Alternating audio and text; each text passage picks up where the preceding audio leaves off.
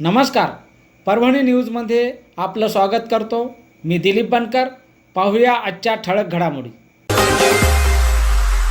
निमित्त आपण उपस्थित राहिला आणि मी सेवेमध्ये इथे काम करत असताना वेळोवेळी आपण मला सहकार्य केलं, अडीअडचणी समजून घेतल्यात.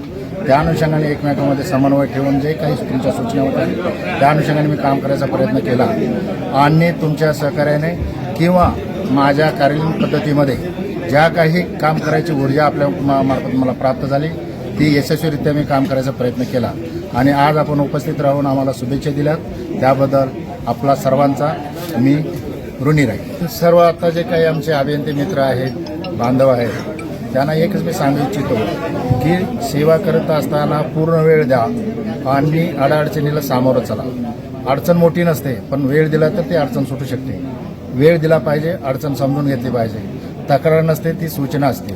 सूचनेचं पालन करण्यासाठी आपण वेळ देणं आणि समजून घेणं हे मी त्या लोकांना सांगू इच्छितो.